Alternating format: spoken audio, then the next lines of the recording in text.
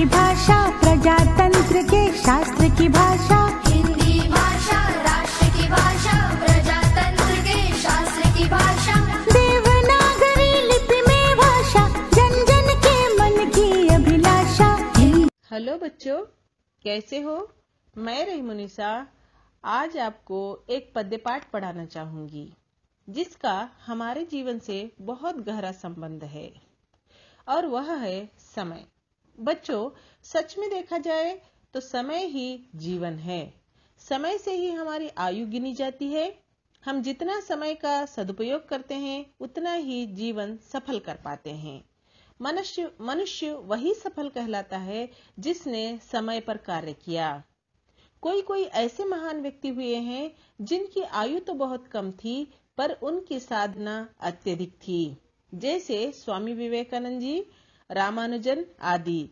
इन्होंने अपनी इस अल्पायु में इतनी सफलता कैसे पाई? वह केवल समय के सदुपयोग से साध्य है। अर्थशास्त्र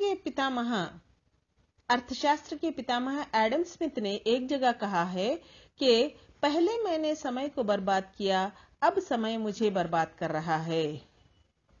सोचने वाली बात है बच्चों, इतना सफल व्यक्ति होने के बावजूद वह कह रहा है कि मैंने समय को बर्बाद किया।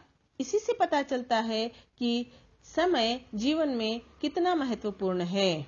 तो आइए देखते हैं समय की पहचान, पद्य पाठ और समय का महत्व जानते हुए समय का सदुपयोग सीखें।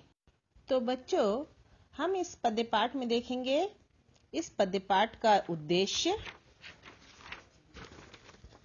कवि परिचय, नए शब्दों का परिचय, पद्य का सारांश सरल रूप में, पद्य के प्रश्नोत्तरों का विश्लेषण, अभ्यास प्रश्न, अंत में एक सिंपल से राग में यानी लय में, सिंपल से लय में पद्य का गायन।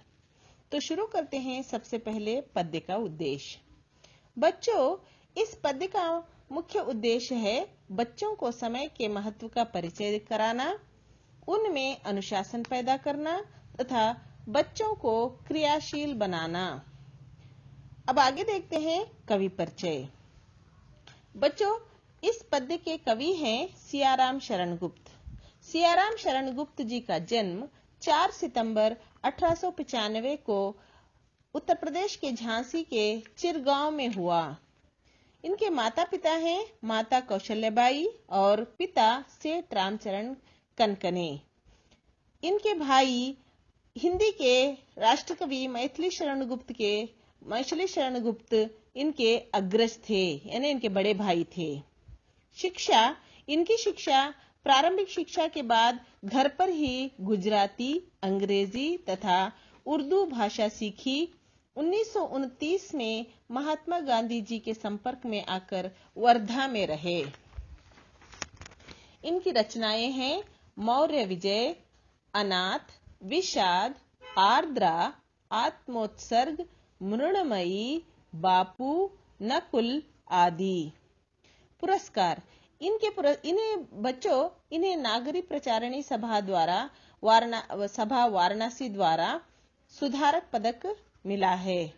इनका निधन 29 मार्च 1963 में हुआ। तो ये था इनका साधारण सा कवि परिचय। अब आगे बढ़ते हैं नए शब्दों के परिचय की ओर। बच्चों, खासकर पद्य पाठ को समझने के लिए शब्दार्थ को समझना बहुत ही जरूरी होता है। देखते हैं यह पद्य पाठ हमारा शब्द भंडार बढ़ाने में कितना सहायक होता है। वैसे तो बहुत ही साधारण से सिंपल से शब्द हैं बच्चों, लेकिन समझने में सहायता के लिए मैं यहाँ पर इनके अर्थ समझाना चाहूंगी। तो पहला शब्द है उद्योगी। उद्योगी काम करने वाला। सुसमय अच्छा समय। शुभ घड़ी शुभ समय बोलते हैं ना, सुसमय। सौख्य खुशी सुख।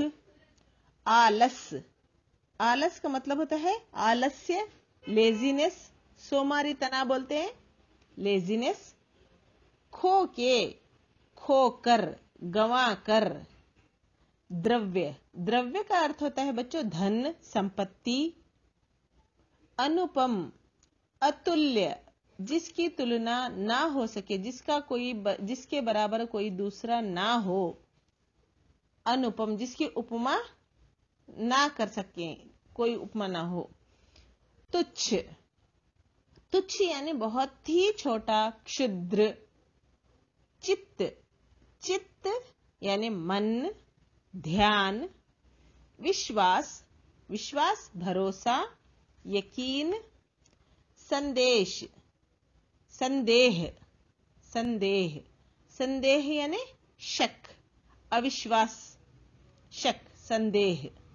सर्वथा, हमेशा, सर्वथा हमेशा। बच्चों ये थे कुछ नए शब्द। शब्द तो वैसे बहुत आसान है, आपको वैसे भी समझ में आ जाएंगे, मैंने आपकी सुविधा के लिए बता दिए। तो आगे बढ़ते हैं पद्य के सरल रूप से सारांश की ओर। बच्चों पद्य के सारांश को मैं दो दो पंक्तियां पढ़ती जाऊंगी और दो दो पंक्तियों का सारांश समझाती जाऊंगी। तो पहली दो पंक्तियां हैं, उद्योगी को कहां नहीं सुसमय मिल जाता, समय नष्ट कर कहीं सौख्य कोई भी पाता। तो इन दो पंक्तियों में, पहली दो पंक्तियों में हम देखते हैं कि कवि क्या कह रहे हैं। कवि का कहना है कि जिसे उद्योग करने अर्थात काम करने की इच्छा हो, उद्योगी यानी काम करने वाला, काम करने की इच्छा रखने वाला, उद्योगी को कहां नहीं सुसमय मिल जाता, यानी काम करने की इच्छा रखने वाले को, जिसे काम करने की इच्छा हो, उसको हर घड़ी शुभ ही दिखाई देती है। कहां नहीं मिलता, यानी हर घड़ी उसको शुभ ही दिखाई देती है। सुसमय, शुभ घड़ी।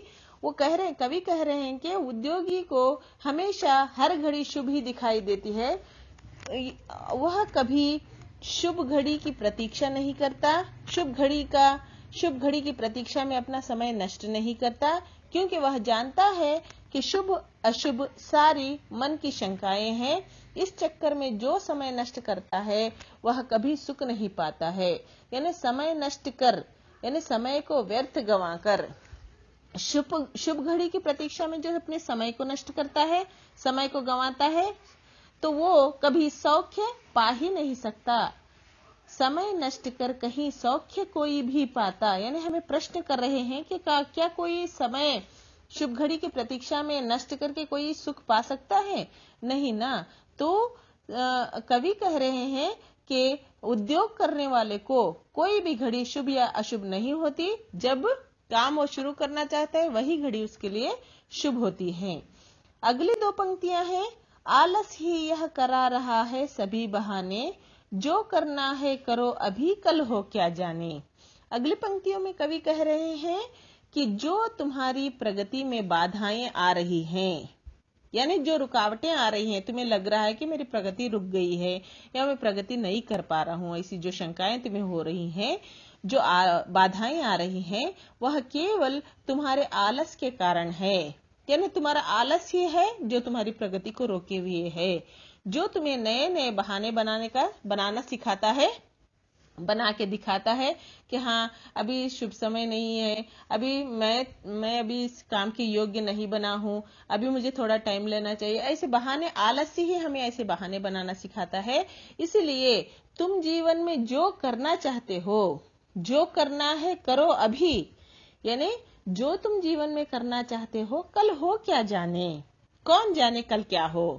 तो यहाँ पे एक कबीर जी का दोहा भी है, काल करे सो आज कर, आज करे सो अब। तो वो इसका मतलब ये है कि जो काम हमें करना है तो अभी करना है। इसीलिए तुम जीवन में जो भी करना चाहते हो वह अभी करो, क्योंकि एक बार जब समय चला जाता है तो कभी लौटकर नहीं आता है। तो आगे बढ़ते हैं तीसरी दो पंक्तियों की ओर। पा सकते फिर नहीं कभी तुम इसको खोके, चाहो तुम क्यों नहीं चक्रवर्ती भी होके। इन पंक्तियों में, आगे की दो पंक्तियों में कवि चेतावनी देते हुए कह रहे हैं कि यदि तुमने इसे, यानी अर्थात समय को एक बार खो दिया तो कभी नहीं पा सकोगे, चाहे तुम चक्रवर्ती ही क्यों न बन जाओ, कभी तुम बीते हुए समय को नहीं पा सकते। अरबों रुपये सोना चांदी देकर भी खोए हुए समय को नहीं पा सकते। यह कह रहे हैं, देखो, पा सकते फिर नहीं, यानी नहीं पा सकते तुम कभी, तुम इसको खो के, समय को खोने के बाद कभी नहीं पा सकते। चाहो तुम क्यों नहीं चक्रवर्ती भी हो के। चक्रवर्ती सम्राट के पास क्या कमी होती है बच्चों? हर चीज तो होती है, सेवक होते हैं, धन होती है, दौलत होती है, अच्छी सेहत होती है, फिर भी वो भी चाहे तो एक मिनट भी नहीं खरीद सकता। जितना अमीर के पास समय होता है उतना एक गरीब के पास भी 24 घंटे ही होंगे और अमीर के पास भी 24 घंटे होंगे। या फिर आपने कभी देखा है कि किसी चक्रवर्ती ने किसी गरीब से उम्र खरीद के अपनी उम्र लंबी की हो? नहीं ना। तो इसका मतलब है कि अगर आप चक्रवर्ती भी बन जाओ, चाहे कितने ही अमीर बन जाओ, प्राइम मिनिस्टर बन जाओ, सीएम बन जाओ, कुछ भी बन जाओ, तुम खोए हुए समय को नहीं पा सकते। इसीलिए तुम्हें जो करना है अभी करो, ऐसा कवि कह रहे हैं। अब अगली पंक्तियां देखते हैं। कर सकता है कौन, कर सकता कब कौन, द्रव्य है इसकी समता, फिर भी तुमको नहीं जरा सी इसकी चिंता। बच्चों पहले लाइन देखते हैं। कर सकता कब कौन, द्रव्य यानी संपत्ति, धन, कैश के रूप में। तो कवि हमसे प्रश्न कर रहे हैं, कौन है जो इसे संपत्ति के रूप में कमा कर रख सकता है। और यहां से आधी पंक्ति से हम फिर से द्रव्य को लेंगे। द्रव्य है इसकी समता, ये संपत्ति ऐसी है, सबके पास समान है। अमीर के पास भी समान है, गरीब के पास भी समान है, एक भिखारी के पास भी 24 घंटे हैं, वही उतना ही प्राइम मिनिस्टर के पास भी 24 घंटे हैं, हमारे पास भी, हमारे देश में भी 24 घंटे हैं, विदेश में जाओ 24 घंटे हैं। तो इसकी समता ऐसी है, भगवान ने ऐसे बांटा है, किसी के पास, एक बच्चे के पास भी 24 घंटे है, जबकि बच्चे को कोई काम करना नहीं होता, बच्चे सिर्फ खेलते रहते हैं, बड़े होते, उनके पास भी 24 घंटे हैं। जबकि काम करने वाले, बड़े बड़े कंपनी काम करने वाले, जिनको बहुत सारा काम, ढेर सारा काम करना है, उनके पास भी 24 घंटे। भगवान ने ऐसे समता से बांटा है कि ये द्रव्य जो है, ये संपत्ति जो है, सबके पास समान है। फिर भी तुमको नहीं जरा सी इसकी चिंता, फिर भी तुम इसकी कोई चिंता नहीं कर रहे हो। तुम जानते हो इसको दोबारा नहीं पा सकते, इसको ना खरीद सकते हो, ना बेच सकते हो, फिर भी तुम्हें इसकी चिंता नहीं है। तो ऐसे हमें जागृत करते हुए कह रहे हैं कि कर सकता है कौन, द्रव्य है इसकी समता, फिर भी तुमको नहीं जरा सी इसकी चिंता। तुम जबकि जानते हो, अगर हम जानते हैं कि आगे खतरा है तो हम थोड़े सतर्क हो जाते हैं कि आगे खड्डा है तो देख के चलेंगे ना, अरे खड्डा है बाजू से चलो। जिस चीज का खतरा हमें पता होता है उससे बच के चलते हैं। लेकिन तुम ऐसे हो मनुष्य कि तुम जानते हो समय बीता जा रहा है, समय को तुम जमा कर नहीं रख सकते, समय को तुम कमा कर नहीं रख सकते, न खरीद सकते हो, फिर भी तुम इसकी चिंता, थोड़ी सी भी चिंता नहीं कर रहे हो। तो ऐसे हमें जागृति करने के रूप में ये पंक्तियां कह रहे हैं। आगे की पंक्तियां हैं। समय ईश का दिया हुआ अति अनुपम धन है, यही समय तो अहो तुम्हारा शुभ जीवन है। इन पंक्तियों में कवि कह रहे हैं कि समय ईश्वर का ऐसा अनमोल धन है, यानी अनुपम, जिसकी उपमा ना की जा सके, जिसकी तुलना ना की जा सके, जिसके बराबर कोई और ना हो, वो होता है अनुपम। अनुपम धन यानी ऐसा धन है जिसके बराबर कोई और धन हो ही नहीं सकता।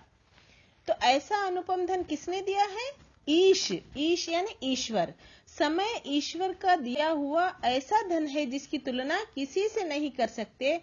और यही समय तो अहो यानी अरे मनुष्य, यही समय तो तुम्हारा जीवन कहलाता है कि जितना समय हमने बिताया है उसी से हमारी आयु गिनी जाती है ना, कि हमने कितने दिन बिताए हैं, कितने साल बिताए हैं, वो सारा हमें समय से ही पता चलता है। तो कवि कह रहे हैं कि अरे मनुष्य, अरे बेखबर मनुष्य, अरे अनजान मनुष्य, यही समय तो तुम्हारा जीवन है, शुभ जीवन, यानी ये जीवन, यही समय तो तुम्हारा जीवन है जिससे तुम कुछ पा सकते हो, प्रगति हो, संपत्ति हो, जो भी पा सकते हो इसी समय से पा सकते हो, यही तुम्हारा जीवन है।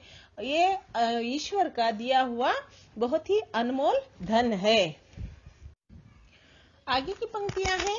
करना है जो काम उसी में चित्त लगा दो, आत्मा पर विश्वास करो संदेह भगा दो। आखिरी दो पंक्तियों से पहले वाली दो पंक्तियों में कवि कह रहे हैं कि यदि तुम अपने जीवन में कुछ साधना करना चाहते हो, करना है जो काम, ये यदि तुमने ठानी है कि कुछ करना है, मुझे इंजीनियर बनना है, मुझे डॉक्टर बनना है, या मुझे अच्छे टीचर बनना है, या मुझे अच्छा इंसान बनना है, या मुझे अच्छा नेता बनना है, कुछ भी ठाना होगा ना।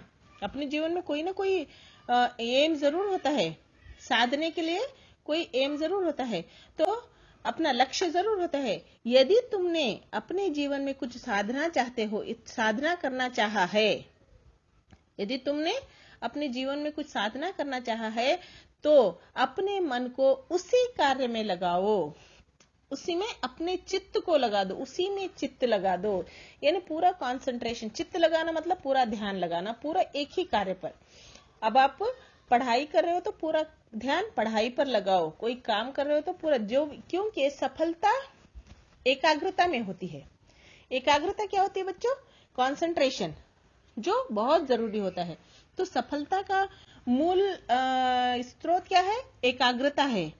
तो कवि कह रहे हैं करना है जो काम, यदि तुमने ठाना है कोई काम करने की, ठानी है कोई काम करने की, तो उसी में चित्त लगा दो, अपने मन को उसी में लगाओ, अपना ध्यान उसी पे केंद्रित करो, अपना सारा ध्यान उसी में लगाओ। आत्मा पर विश्वास करो संदेह भगा दो, यानी अपने आप पर विश्वास करो। यहाँ पर कवि कह रहे हैं कि अपने आत्मविश्वास को जगाओ, अपनी आत्मा पर विश्वास रखो, क्योंकि जो चाहे कितना हमारे पास कितना भी टैलेंट हो, कितनी भी योग्यता हो बच्चों, जब हमें अपने ऊपर विश्वास नहीं होता तो हम वो काम ठीक से सफल नहीं कर पाते हैं। क्योंकि आत्मविश्वास जो है सफलता की सीढ़ी है। जिसने आत्मविश्वास के साथ काम किया उसने बहुत ही सफलता पाई है। तो अपनी आत्मा पर विश्वास रखो और मन में आने वाली शंकाओं को दूर भगा दो। शंकाएं कैसी होती हैं कि हाँ ये मैं कर पाऊंगा कि नहीं कर पाऊंगा, हाँ मैं इतना बड़ा पहाड़ चढ़ पाऊंगा कि नहीं चढ़ पाऊंगा। अगर बिछेंद्री पाल ने सोचा होता कि हाँ इतना ऊंचा पहाड़ मैं चढ़ पाऊंगी कि नहीं चढ़ पाऊंगी, कि अगर मैं चढ़ते चढ़ते मर गई, अगर मुझे चढ़ते चढ़ते कुछ हो गया, अगर मुझे कोई प्रकृति का आपदा का सामना करना पड़ा, ऐसी शंकाएं बहुत सारी होती हैं। अगर ऐसे उन्होंने सोचा होता तो वो कभी एवरेस्ट चढ़ ही नहीं पाती। तो ऐसी बहुत सारी शंकाएं आती हैं। जब हम सफलता के रास्ते पर चलने लगते हैं तो बहुत सारी शंकाएं आती हैं। तो कवि कह रहे हैं अपने आत्मा पर विश्वास रखो और जो भी मन में शंकाएं आती हैं उन्हें दूर भगा दो, क्योंकि आत्मविश्वास ही मनुष्य की सफलता की कुंजी है। कुंजी यानी की है। अब आखिरी पंक्तियों को देखते हैं, आखिरी दो पंक्तियों को। ऐसा सुसमय भला और कब तुम पाओगे, खोकर पीछे इसे सर्वथा पछताओगे। कवि अंतिम दो पंक्तियों में वही पहले दो पंक्तियों का सारांश बताते हुए वही अंदाज को, वही बात को दूसरे अंदाज में समझाते हुए कह रहे हैं कि ऐसा सुसमय, ऐसी शुभ घड़ी, ऐसा अच्छा समय, यानी जो तुम्हारे पास है वही सबसे अच्छा समय है। ऐसा सुसमय भला और कब तुम पाओगे, यानी अब जो समय तुम्हारे पास है यही सबसे अच्छा समय है। यदि इसको खो दोगे तो फिर तुम कब पाओगे, उसको और कैसे पाओगे। खोकर पीछे इसे सर्वथा पछताओगे। यदि तुमने इस समय को खो दिया, इस वक्त इस समय को खो दिया, जो तुम्हारे पास है उस समय को खो दिया, तो तुम हमेशा के लिए पछताओगे। पछताने पर भी इसको दोबारा कभी नहीं पाओगे। तो इसीलिए कवि कह रहे हैं कि जो तुम्हारे पास समय है उसका सही समय पर सदुपयोग करो। इतना कहकर कवि अपनी समय की पहचान कविता को समाप्त करते हैं। आशा करती हूँ बच्चों आपको समय की पहचान कविता का सारांश या भावार्थ समझ में आया होगा। यदि बच्चों कहीं भी आपको समझ में नहीं आया है, कोई भी पंक्ति आपको बहुत ही मुश्किल लग रही है कि मैडम ये समझ में नहीं आया, अगर आप इसको कमेंट बॉक्स में भी पंक्ति के साथ भी अगर आप मेंशन करोगे तो मैं दोबारा समझा दूंगी आपको। कोई बात नहीं, आप अच्छे से सुनिए, बार बार सुनिए, कमेंट जरूर कीजिए, लाइक कीजिए, कमेंट जरूर कीजिए। आगे देखते हैं। अब आगे देखते हैं पद्य के प्रश्नोत्तरों का विश्लेषण। पहला मुख्य प्रश्न है, एक वाक्य में उत्तर लिखिए। पहला प्रश्न है, कवि के अनुसार मनुष्य को सुख कब नहीं मिलता? उत्तर होगा, कवि के अनुसार समय नष्ट करने से मनुष्य को सुख नहीं मिलता। दूसरा प्रश्न है, बहाने बनाने का प्रमुख कारण क्या है? बिल्कुल आसान है बच्चों, बहाने उत्तर है, बहाने बनाने का प्रमुख कारण आलस है। तीसरा प्रश्न है, समय किसका दिया हुआ अनुपम धन है? ये भी बिल्कुल इजी है।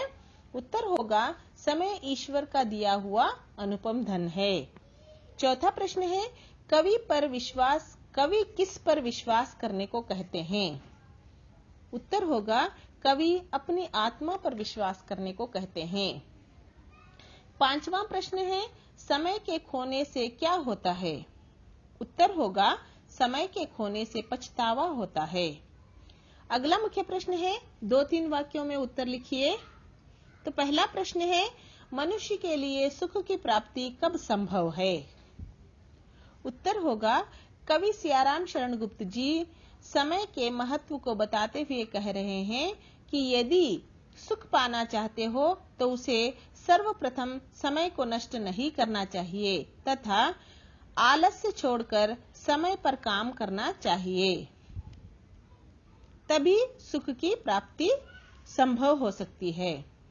दूसरा प्रश्न है, समय का सदुपयोग कैसे करना चाहिए? उत्तर होगा, कवि का कहना है कि हमें आलस छोड़ना है और आज का काम आज ही करना है, उसको कल पर नहीं छोड़ना है, क्योंकि एक बार जो समय खो देते हैं वह उसे चक्रवर्ती होकर भी दोबारा नहीं पा सकते। तीसरा प्रश्न है, कविता की अंतिम 4 पंक्तियों में कवि क्या कहना चाहते हैं? उत्तर होगा, कविता की अंतिम 4 पंक्तियों में कवि सियाराम शरण गुप्त जी कह रहे हैं कि यदि जीवन में सफल होना चाहते हो तो जो काम कर रहे हो उसी में अपने मन को लगाओ और संदेह छोड़कर अपनी आत्मा पर विश्वास रखो, क्योंकि जो अच्छे अवसर को खो देता है वह हमेशा पछताता है। अब देखते हैं तीसरे मुख्य प्रश्न की ओर। तीसरा मुख्य प्रश्न है, निम्नलिखित शब्दों में से सही शब्द चुनकर रिक्त स्थानों की पूर्ति कीजिए। बच्चों, मैं वाक्य पढ़ते समय कि जिस शब्द पे जोर दूंगी वही उत्तर होगा। तो पहला प्रश्न है, जो करना है करो अभी, करो अभी कल हो क्या जाने। दूसरा प्रश्न है, चाहो तुम क्यों नहीं चक्रवर्ती, चक्रवर्ती भी होके। तीसरा है, यही समय ही अहो तुम्हारा शुभ जीवन है, शुभ जीवन है। चौथा प्रश्न है, खोकर पीछे इसे सर्वथा, सर्वथा पछताओगे। तो ये हो गए रिक्त स्थान की पूर्ति कीजिए, बहुत ही आसान है बच्चों।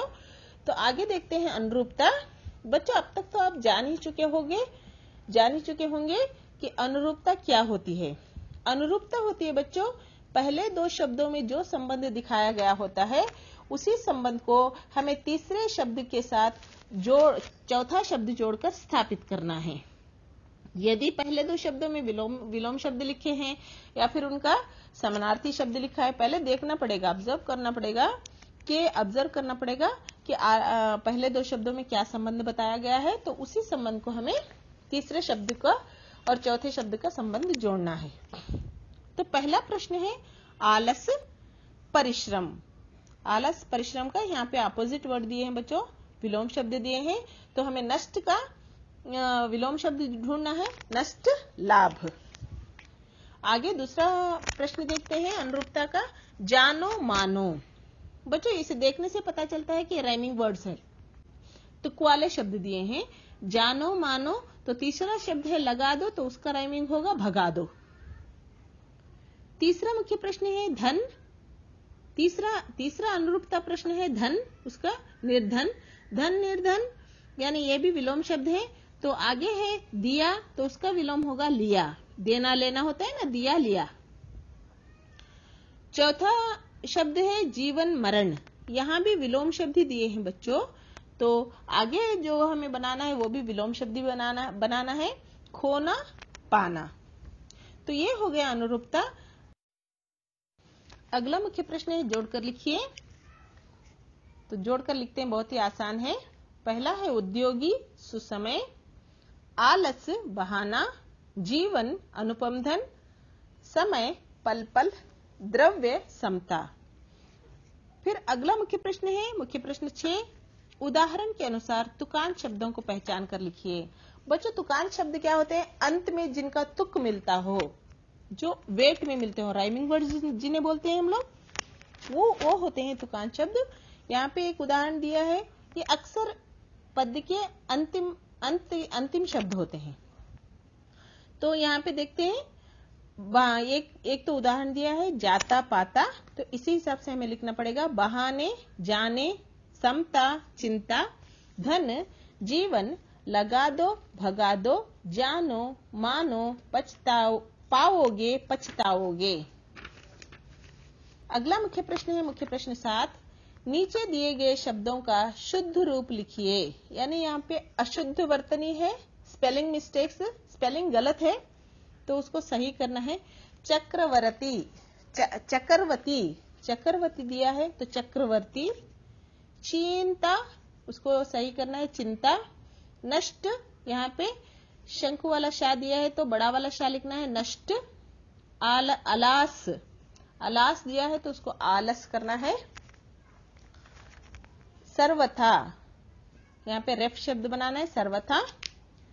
संयम दिया है तो संयम को समय बनाना है, तो वर्तनी ठीक करना है बस इसको। नेक्स्ट है मुख्य प्रश्न 8, उदाहरण के अनुसार शब्द लिखिए। बच्चों, यहाँ पे उदाहरण दिया है समय सुसमय, यानी समय को सु उपसर्ग लगाकर नया शब्द बनाया है। बच्चों, उपसर्ग क्या होता है? वो शब्द या शब्दांश जिसे शब्द के पहले लगाते हैं और एक अर्थपूर्ण शब्द बनता है, नया शब्द बनता है, अर्थपूर्ण नया शब्द बनता है, उसको हम उपसर्ग कहते हैं। वैसे ही जैसे समय को सु लगाने से सुसमय बन गया, यानी समय का भी अर्थ है, सुसमय का भी अर्थ है, अर्थपूर्ण शब्द बनता है, तो वो होता है उपसर्ग। तो इसी तरह हम सु उपसर्ग लगाकर सारे शब्द बनाएंगे।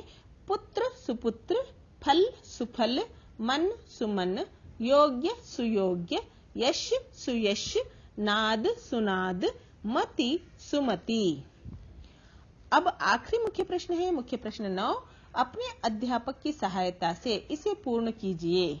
यानी यहाँ पे कुछ आपसे प्रश्न किए हैं, इनका कितने घंटे होते हैं, कितना होता है, इनका समय कितना होता है पूछा है। चलिए मैं आपकी सहायता कर देती हूँ, क्योंकि अध्यापक की सहायता से ही करने के लिए बोला है, तो मैं ही आपकी सहायता कर देती हूँ। तो पहला है एक पहर, एक पहर 3 घंटे, एक दिन 24 घंटे, एक सप्ताह 7 दिन, एक पक्ष 15 दिन। एक महीने के 2 पक्ष होते हैं बच्चों, एक पक्ष 15 दिन, एक मास 30 दिन, एक साल 365 दिन। तो ये था बच्चों समय की पहचान पद्य का सारांश और उसके प्रश्नोत्तरों तथा अभ्यास प्रश्नों का विश्लेषण। आशा करती हूँ आपको समझ में आया होगा। तो एक बार पद्य को गाकर सिखाती हूँ मैं, तो देखते हैं आगे पद्य का गायन। बच्चों, वैसे ये पद्य समय की पहचान कंठस्थ के लिए तो नहीं है परीक्षा की दृष्टि से, लेकिन जब हम पद्य को गाकर सीखते हैं तो बहुत जल्दी सीख पाते हैं और ज्यादा समझ पाते हैं, क्योंकि पद्य का सौंदर्य ही गाकर सीखना है, गाना है। तो मैं कोशिश करती हूँ एक सरल सा राग डालने की। अगर आपको पसंद आया तो गाकर सीखिए, वरना वैसे भी सीख सकते हो आप, आपकी मर्जी है। देखते हैं, पद्य है समय की पहचान, कवि है सियाराम शरण गुप्त। उद्योगी को कहाँ नहीं सुसमय मिल जाता, समय नष्ट कर कहीं सौख्य कोई भी पाता। उद्योगी को कहाँ नहीं सुसमय मिल जाता, समय नष्ट कर कहीं सौख्य कोई भी पाता। आलस ही यह करा रहा है सभी बहाने, जो करना है करो अभी कल हो क्या जाने। आलस ही यह करा रहा है सभी बहाने। जो करना है करो अभी, कल हो क्या जाने। पा सकते फिर नहीं कभी तुम इसको खो के। चाहो तुम क्यों नहीं चक्रवर्ती भी होके। पा सकते फिर नहीं कभी तुम इसको खो के। चाहो तुम क्यों नहीं चक्रवर्ती भी होके। कर सकता कब कौन द्रव्य है इसकी समता। फिर भी तुमको नहीं जरा सी इसकी चिंता। कर सकता कब कौन द्रव्य है इसकी समता। फिर भी तुमको नहीं जरा है इसकी चिंता। समय ईश का दिया हुआ अति अनुपम धन है। यही समय ही अहो तुम्हारा शुभ जीवन है। समय ईश का दिया हुआ अति अनुपम धन है। यही समय ही अहो तुम्हारा शुभ जीवन है। तुच्छ कभी तुम नहीं एक पल को भी जानो। पल पल से ही बना हुआ जीवन को मानो। तुच्छ कभी तुम नहीं एक पल को भी जानो। पल पल से ही बना हुआ जीवन को मानो। करना है जो काम उसी में चित्त लगा दो।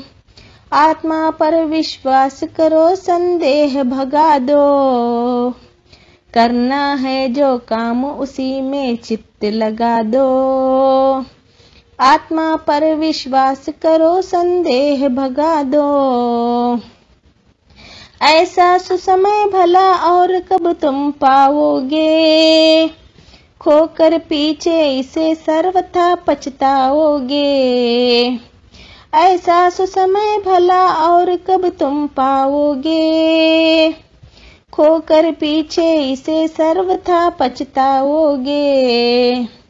उद्योगी को कहाँ नहीं सुसमय मिल जाता। समय नष्ट कर कहीं सौख्य कोई भी पाता। उद्योगी को कहाँ नहीं सुसमय मिल जाता।